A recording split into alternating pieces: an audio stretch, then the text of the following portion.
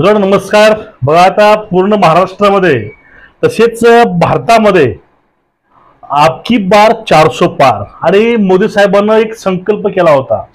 तो संकल्प म्हणजे या लोकसभेला भाजप हे 400 पार जाणार आहे आणि त्यावरती कर्नाटकाचे एक खासदार होते ते बोलले होते की आम्हाला 400 पार हे संविधान बदलण्यासाठी पाहिजे। काय अशा गोष्टी असतील पण सध्या तो 400 पारचा नारा कुठेतरी ह्या गर्दीमध्ये हरवून गेलाय। आता नवीन नारा समोर येते तो म्हणजे आपकी बार मोदी सरकार।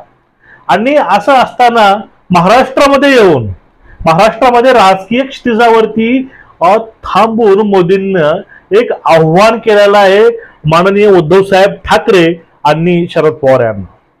नेमका हा प्रकार काय आहे आणि एवढं का होत आहे आपण ह्या व्हिडिओतून बघणार आहोत।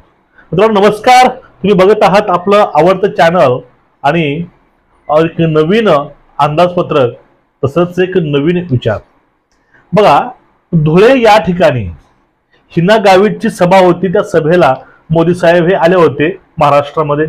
हल्ली मोदी साहेब गुजरातपेक्षा दिल्लीपेक्षा जास्त हे महाराष्ट्रामध्येच राहतात, कारण 8 टप्प्यामध्ये इलेक्शन आहे आणि त्यामध्ये 3 टप्पे हे पार झालेले आहेत, अजून 5 टप्पे बाकी आहेत आणि त्यामध्येच जास्त मोदींचं प्रेम हे महाराष्ट्रावरती निवडणुकामध्ये दिसतंय। ह्या 10 वर्षामध्ये जेवढे वेळेस मोदी साहेब महाराष्ट्रामध्ये आले नाहीत तेवढे ह्या 2 महिन्यामध्ये आलेले आहेत लोकसभेच्या इलेक्शनच्या माध्यमातून। आता जी गोष्ट आहे, जो विषय आहे तो विषय समजून घ्या। आता धुळे या ठिकाणी सभेसाठी आल्यानंतर त्या ठिकाणी मोदी साहेबांनी एक तिथे आपल्या मनातील एक शंका किंवा एक आपली इच्छा बोलून दाखवली की उद्धव ठाकरे साहेबांनी आणि शरद पवार साहेबांनी आमच्या सोबत यावं, त्यांना आमच्याकडे सन्मानानं स्वाभिमानाची वागणूक मिळेल।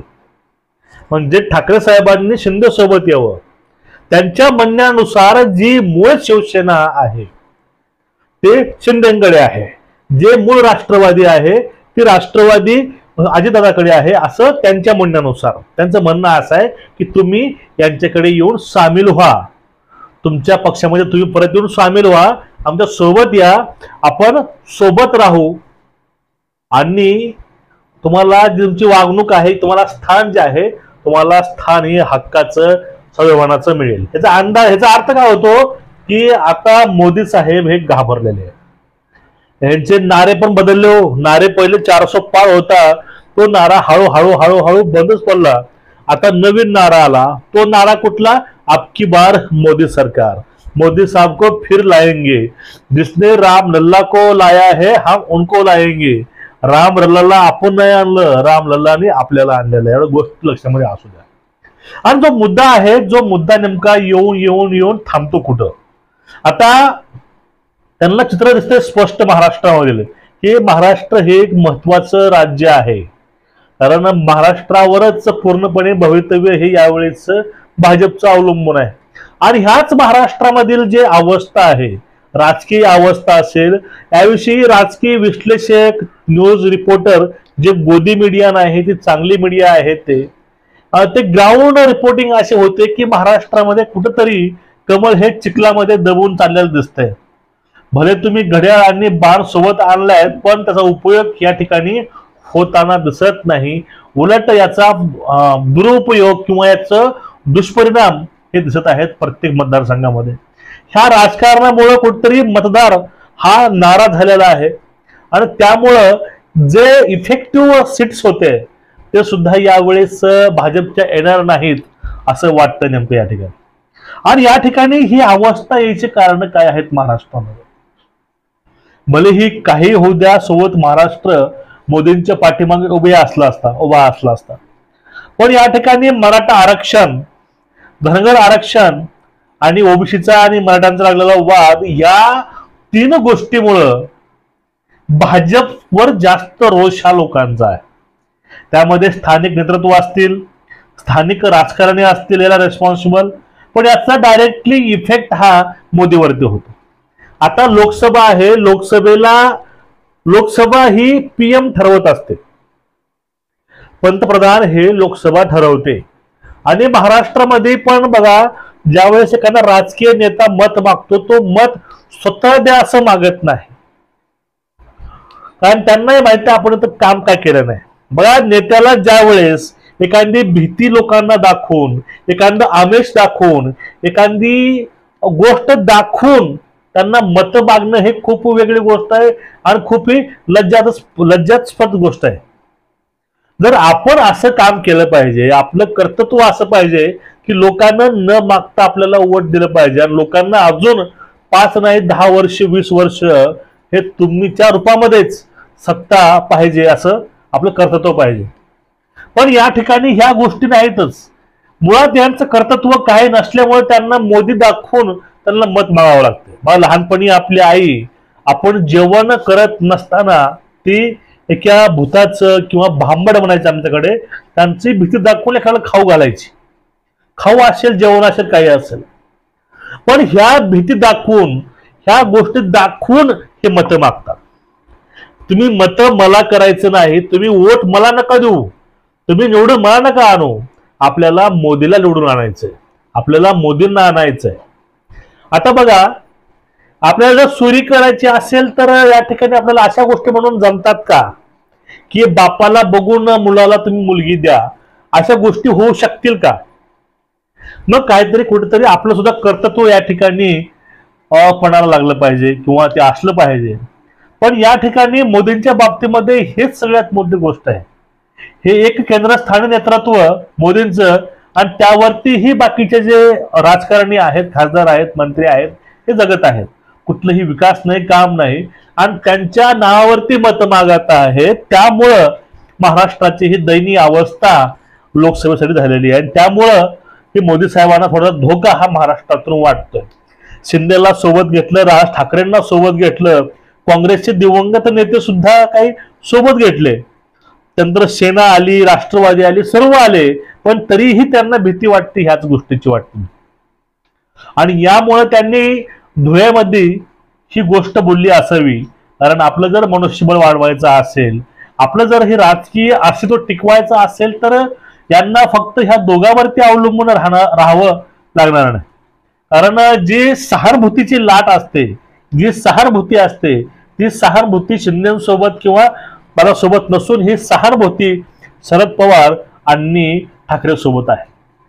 आता पूर्वी ठाकरेंची थोडी गोष्ट वेगळी होती, पण सध्या ठाकरेचं जे हिंदुत्व आहे ते हिंदुत्व मुस्लिमांना सुद्धा आवडू लागलंय.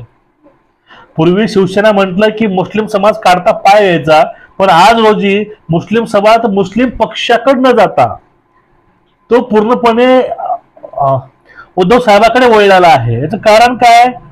हाताला काम, हृदयात राम, यांचं एकच ब्रीदवाक्य आहे, ते म्हणजे हाताला काम द्या आणि हृदयामध्ये राम आहे. म्हणजे रामाची भक्ती करावी, रामाची पूजा करावी ही आम्हाला कोणी सांगायची गरज नाही. ते आमचे पूर्वज आहेत, ते आम्ही करतच आहोत. पण त्यांना दाखवून मत मागणं हे कितपत योग्य आहे हे पण लोकांना कळते. आणि जी गोष्ट आहे ती गोष्ट मोदी साहेब जे आहेत त्यांना ही भीती वाटायला लागली भविष्यामध्ये की महाराष्ट्रामधून तर आपल्याला सीट्स कमी आल्या तर जे आपलं स्वप्न होतं ते स्वप्न कधीही पूर्ण होणार नाही. आणि जर यावेळेस थोडस बहुमत कमी भेटलं, 272 पेक्षा जर जागा कमी आल्या, तर अशा वेळेस मोदींना, शहांना बाजूला ठेवून गडकरीच्या पाठीमागे RSS पूर्णपणे थांबू शकतो, ही सुद्धा भीती मोदी साहेबांना वाटत असावी. त्यानंतर काही राजकीय वाद असतील, ते इंटरनॅशनल इश्यू तर सोडून द्या विषय, पण जे आपले इंटरनल स्टेट इश्यू असतील, नॅशनल इश्यू असतील, ते इश्यू बघा. आता मणिपूर अजून पण जळतोय, त्याकडे पूर्णपणे दुर्लक्ष आहे. त्यानंतर ईडीच्या कारवाया, ह्या सर्व गोष्टी लक्षामध्ये घेतल्या असत्या तर एकूणच या ठिकाणी एकच गोष्ट समजते की कुठेतरी मोदी साहेब यावेळेस हरताना त्यांना वाटत आहे की आता आपण हरत आहोत, आपल्याला आपली बाजू अजून भक्कम करायला वेळ आहे, अजून 5 ह्या टप्पे बाकी आहेत. त्यामुळं मोदी साहेबांनी धुळे येथे आल्यानंतर त्यांनी इनडायरेक्टली ह्या दोघांना सोबत घ्यायचा निर्णय त्यांना बोलून दाखवलेला आहे. यामध्येच वंचितचं एक फॅक्टर त्यामध्ये महाराष्ट्रामध्ये असं आहे तर बाळासाहेब कुठल्याही अवस्थेमध्ये ते भाजपसोबत जाणार नाहीत. कारण त्यांनी पाठीमागे पण स्पष्ट सांगितलेलं आहे त्यांचा वाद हा वैचारिक वाद आहे, राजकीय सामाजिक वाद नाही. समजून घ्या, बाळासाहेब आंबेडकरांचा भाजपचा हा वाद राजकीय सामाजिक नाही, हा वैचारिक वाद आहे. आणि तो वाद कसा सुटवता येईल हे बाळासाहेबांना सांगितलेलं आहे बाळासाहेबांना अगोदर. त्यामुळे तो वाद काय होईल ते होईल. पण सध्या महाराष्ट्रामध्ये हे राजकीय वातावरण आहे आणि यामध्येच मोदी साहेबांची ही खेळी असे सांगून जाते की महाराष्ट्रामध्ये खरंच मोदी साहेब थोडस घाबरलेले आहेत आणि ते सावरासारव करायचा हा नेमका प्रयत्न होतोय. आणि या ठिकाणी आपल्याला एक अजून गोष्ट सांगता येईल, हे किती झालं तर ह्या गोष्टी बोलून दाखवल्या तर मोदी साहेबांनी, पण त्यापूर्वी शरद पवारांनी एक गोष्ट बोलली होती.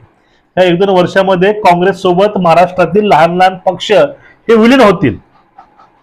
म्हणजे याचा अर्थ कितीही काय झालं तर राष्ट्रवादी शरदचंद्र पवार गट हे कधीच अजित पवारांसोबत जाऊ शकतील असं वाटत नाही.